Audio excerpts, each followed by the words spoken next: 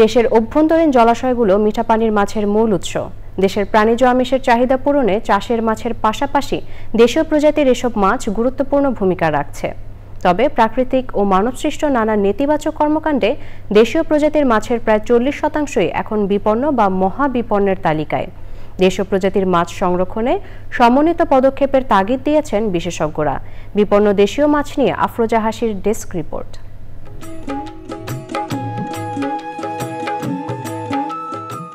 দেশে ছড়িয়ে ছিটিয়ে থাকা অসংখ্য জলাশয় জলজ জীববৈচিত্র্যের অমিত ভাণ্ডার। বাংলাদেশের মোট আয়তনের বড় অংশ জুড়ে রয়েছে নদ নদী, হাওর বাওর, হ্রদ, খালবিল, পুকুর সহ বিভিন্ন জলাশয়। এসব জলাশয় মাছের প্রাকৃতিক আবাসস্থল। স্বাদে ও পুষ্টিগুণে অনন্য মিঠা পানির মাছ, তবে অতিরিক্ত আহরণ আর নানা অপরিণামদর্শিতার কারণে বিপন্নের তালিকায় বাটা, নান্দিনা, মহাশোল, বাঘাইর, বোয়ালি পাবদা, সরপুঁটি, ফলি, বাইম, রানী মাছ, চিতল ও গজার সহ বিভিন্ন প্রজাতির জনপ্রিয় দেশীয় মাছ।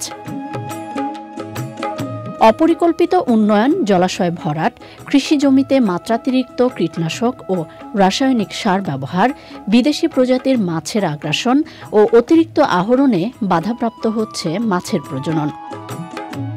বিপন্ন দেশীয় মাছ সংরক্ষণে কৃত্রিম প্রজননের মাধ্যমে উৎপাদন বৃদ্ধিতে সরকারি ও বেসরকারি পর্যায়ে সমন্বিত ও পরিকল্পিত উদ্যোগ জরুরি। এছাড়া হাওর বিল সহ প্রাকৃতিক জলাশয়গুলো সংরক্ষণ, সচেতনতা বৃদ্ধি এবং বিদ্যমান আইনের যথাযথ প্রয়োগে বাড়বে দেশীয় মাছের উৎপাদন। আর এতেই টিকে থাকবে বাংলার চিরায়ত মাছে ভাতে বাঙালির ঐতিহ্য। আফরোজা হাসি, প্রকৃতি ও জীবন ডেস্ক, চ্যানেল আই।